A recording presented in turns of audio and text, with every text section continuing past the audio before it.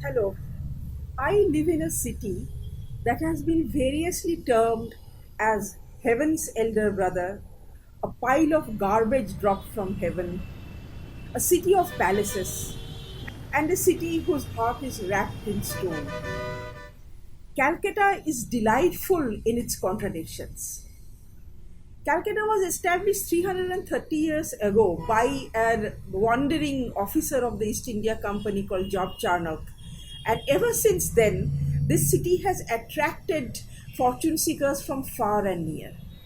So, as a result of that, Calcutta is a cosmopolitan city and we take pride in our cosmopolitanism.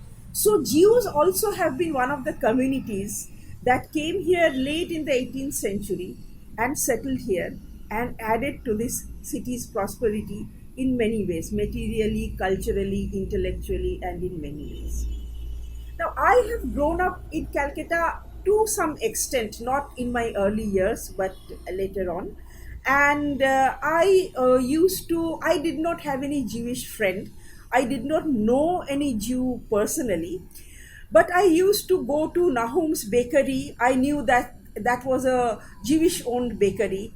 I knew that there was a very imposing looking Jewish synagogue in the heart of the city, which is a very densely populated place called Barabazar. And I knew of a music critic called Ian Zakaria. I liked reading his critical pieces in the newspaper, but I had no idea that he has a Jewish heritage.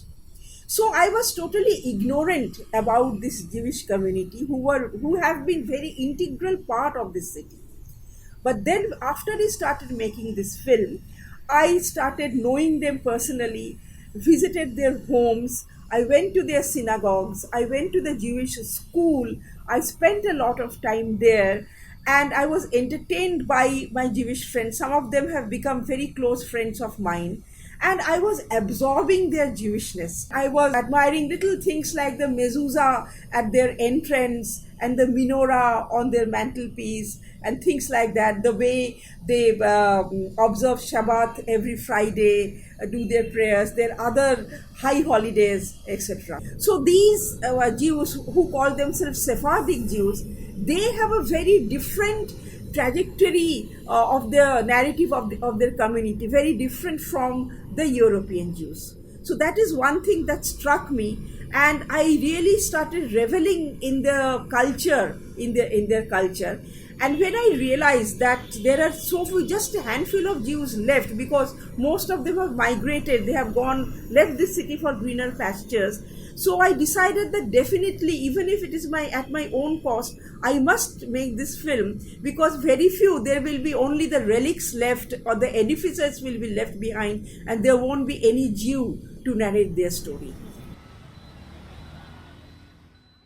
I have a friend in Delhi. He lives in Delhi, the capital of India.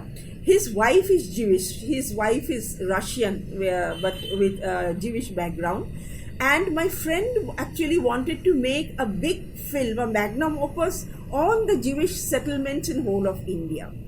But in the process of raising funds, he suggested, since you live in Calcutta, why didn't you start with Calcutta? Because that's not going to take up too much of funds. It's in your own city. So I decided, okay, let me just start exploring, let me start taking a few shots, and that's how I got into it. And having got into it, there was no, putting a break to my work. So I continued working and I finished making the film. And that's how Dwelling in Traveling has come about. In the process of making this film, I have got full cooperation of the Jewish community.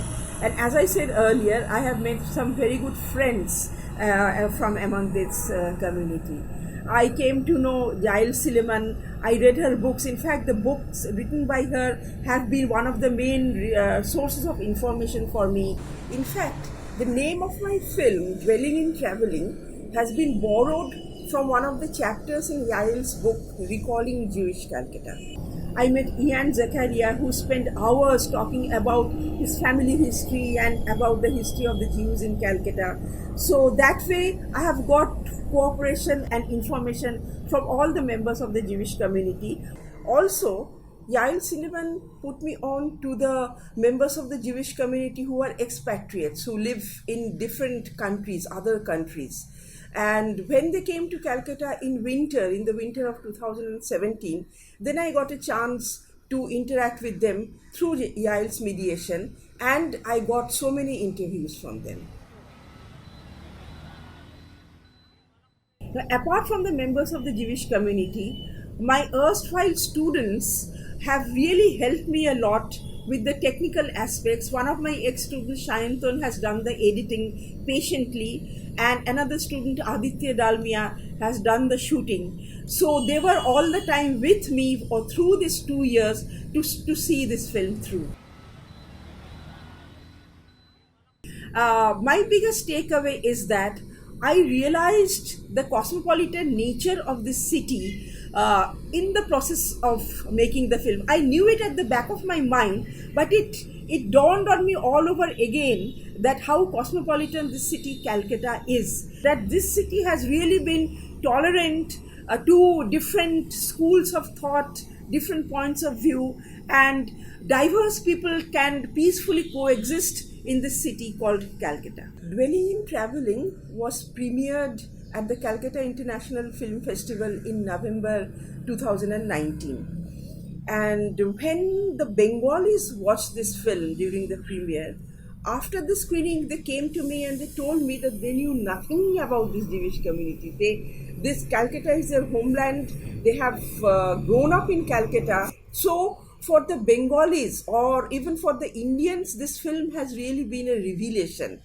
But now that this film is being shown outside India, I really have to wait and see how it is received by the viewers, by the audience outside India. And I really hope that this film reaches out to Jewish communities in USA, in Israel, maybe in UK, and all over the world.